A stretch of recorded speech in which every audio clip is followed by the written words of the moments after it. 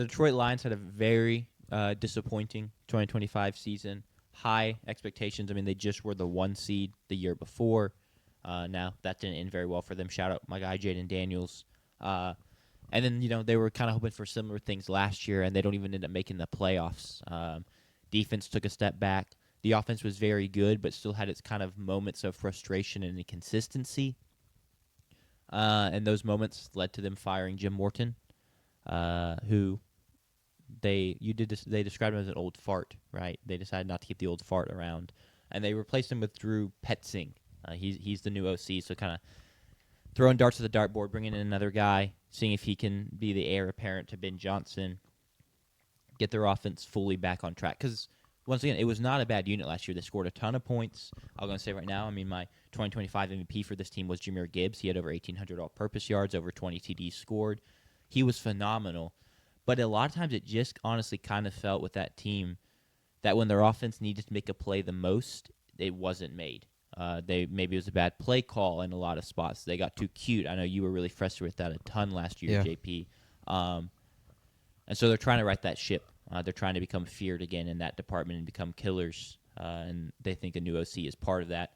Personally, I think it's a little hard to be a killer with Jared Goff as your quarterback. But I digress. That's really their only big coaching change. Dan Campbell is still there. Gig'em. The new defensive coordinator, who I'm blanking on his name, Stevenson. I don't know his name, to be honest. Look it up, I know what he looks like. He got a big play sheet. He has a huge play sheet. He has like the dreads. I saw the name. I was like, I'm not going to write that down because I'll remember it, and I should have wrote it down.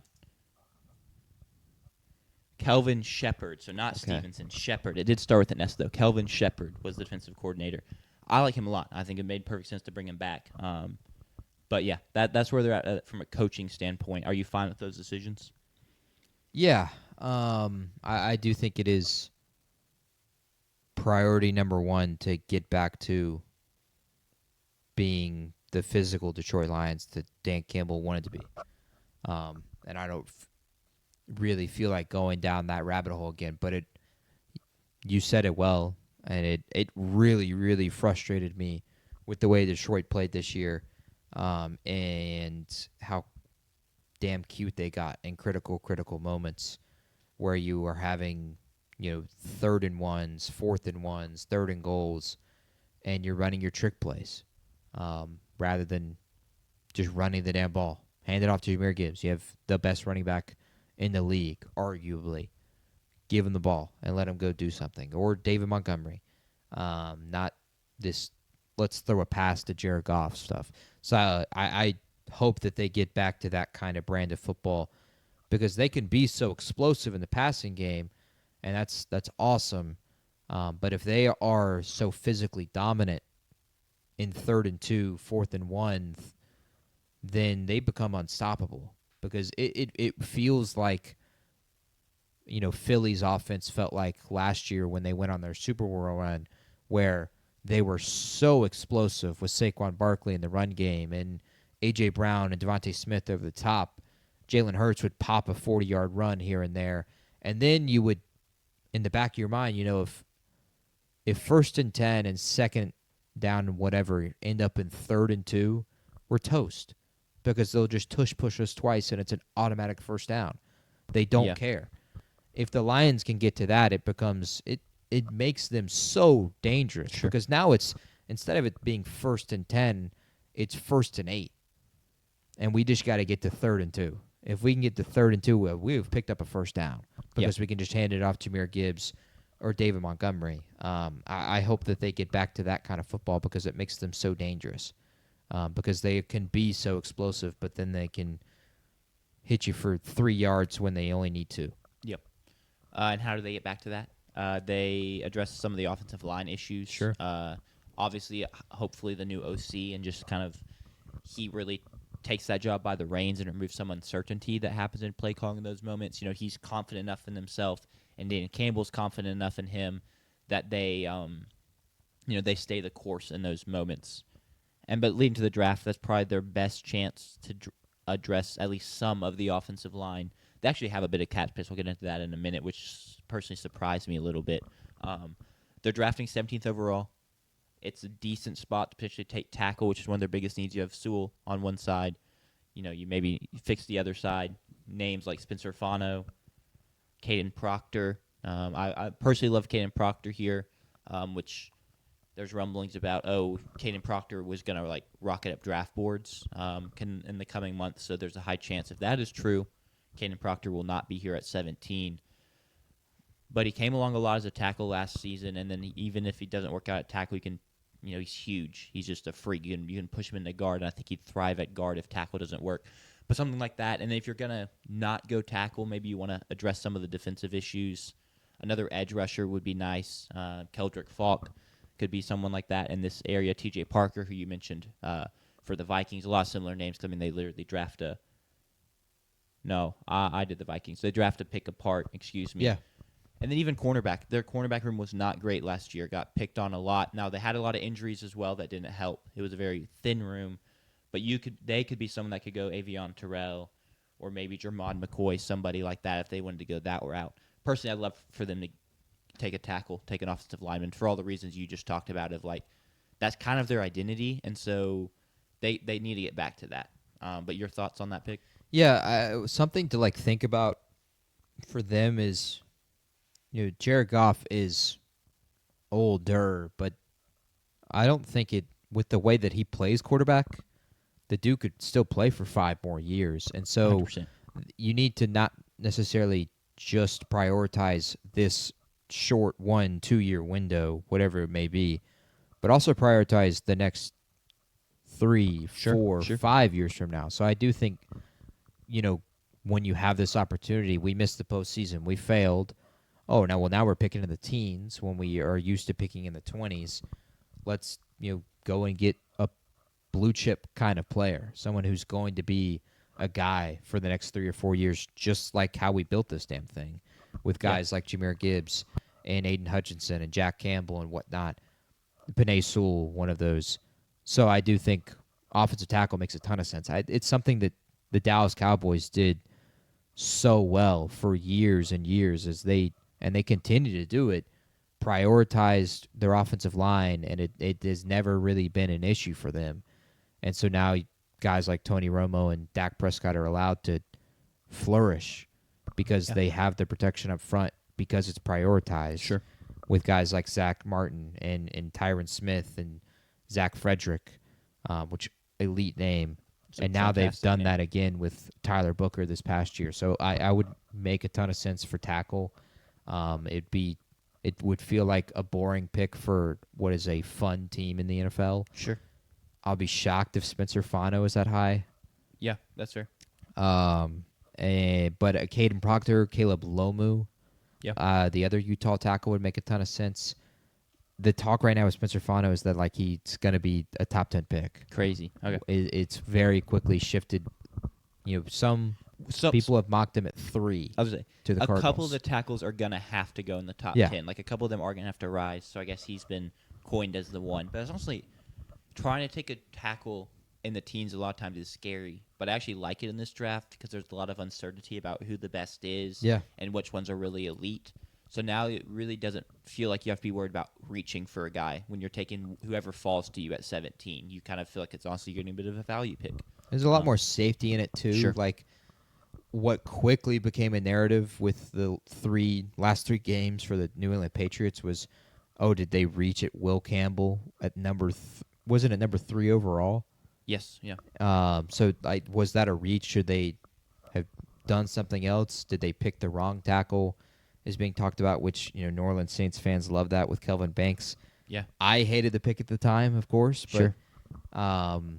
And no fan base loves an offensive tackle first pick. You hate it for other reasons. You didn't necessarily hate it because you hated Kelvin Banks. Absolutely, you wanted somebody else.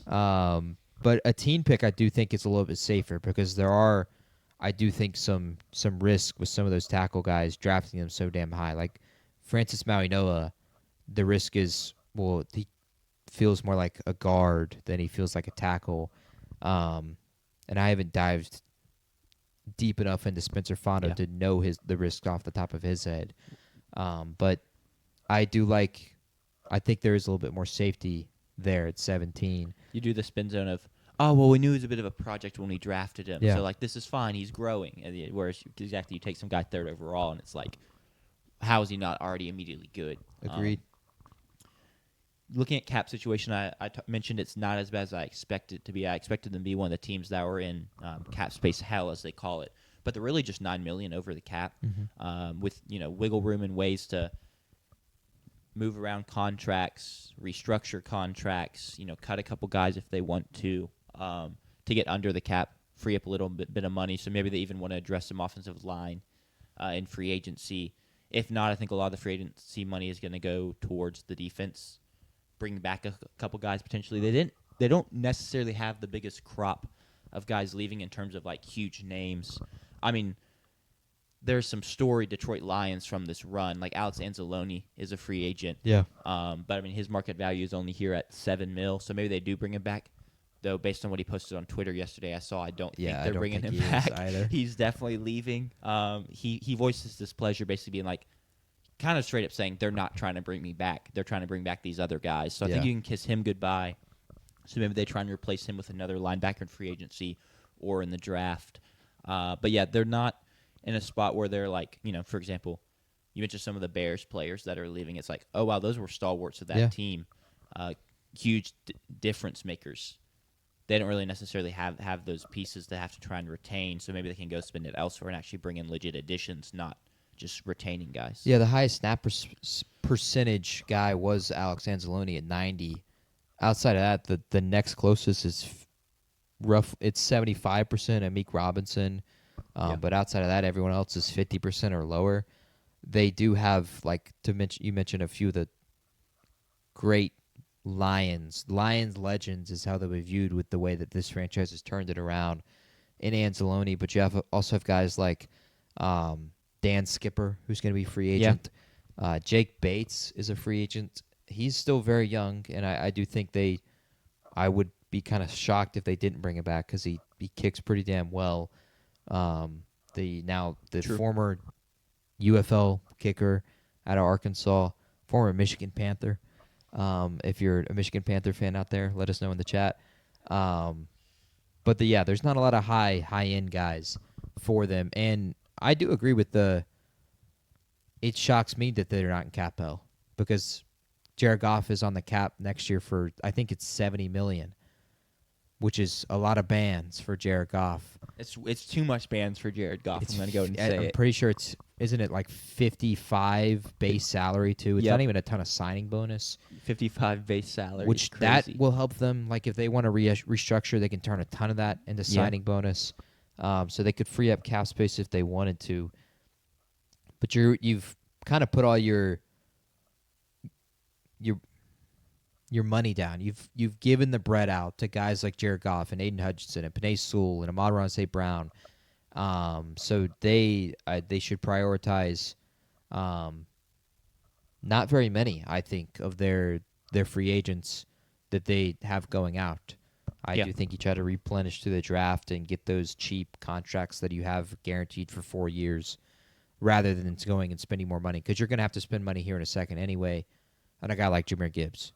Correct, 100%. They can't get too greedy because it'll very much catch up. This is honestly, we do this video, for example, say in 2 years, we will be looking and going, oh, they're $50 million over the cap. They'll be in that spot all of a sudden. So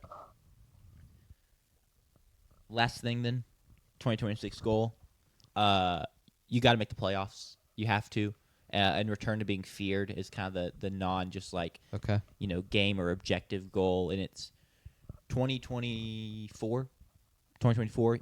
It was scary to play the Lions.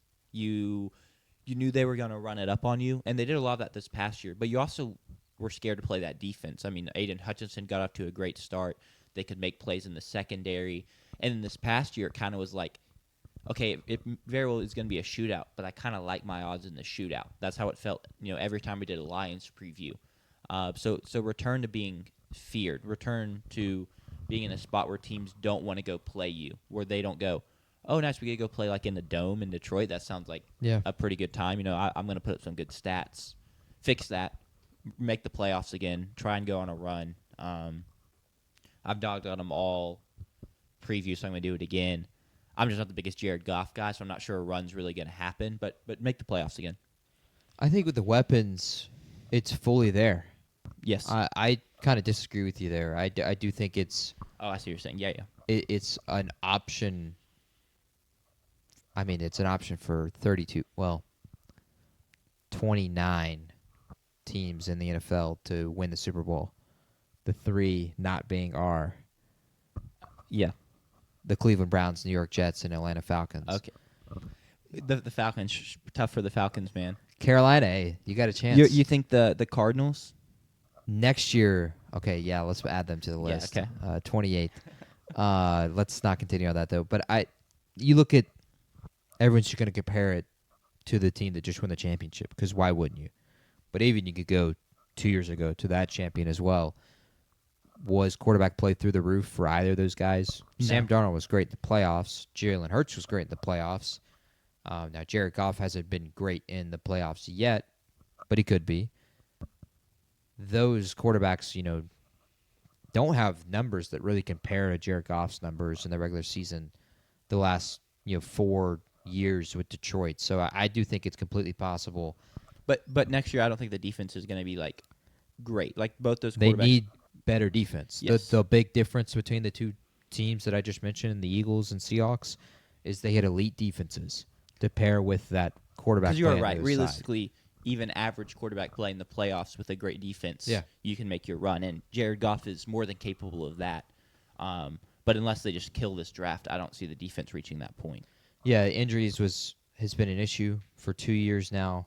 But they really 2 years ago they were better defensively than they were last year, which was kind of surprising because they had less injuries this past year, less catastrophic injuries, I should say, this past year than they had 2 years ago. So they need to return to some kind of that. It is kind of surprising that for everything that Dan Campbell is built on, that they haven't been that great defensively in his 4 years. In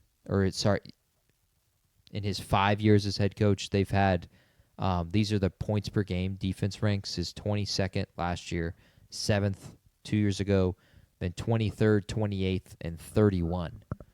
So they've been a bottom 10 defense from a points per game perspective 4 out of the 5 seasons with Dan Campbell. When they were top 10, they were 7th. They were 15-2, and they were the number 1 seed. Yeah. They had the best record in the NFL that year. Or it might have been tied with Kansas City, I'm pretty sure, at 15-2 as well. So they should be in a great spot if they can return to any kind of form there defensively. And maybe that year is like because of how good they were. Like we're trying to hold on to that, and that realistically is the outlier for Dan Campbell teams. Maybe. That kind of defense. But there's no harm in trying to get back to that because it's a pretty great spot to be. Last thing, because I forgot to shout him out earlier, is my unsung hero, Sure. unsung MVP for last year. Thomas Harper, safety. I don't know that name, so that's a great pull. Undrafted in the 2024 draft out of Notre Dame. Had 7 pass deflections, 1 interception this past year, and PFF had him graded out higher than like Brian Branch, for example, kind of the benchmark for that team in terms of defensive back play. I'd never heard of him either, I'm not going to lie. But just kind of like looking through, I was like, oh, he looks like someone that, for a team that suffered a lot of injuries, stepped in and played really, really well. So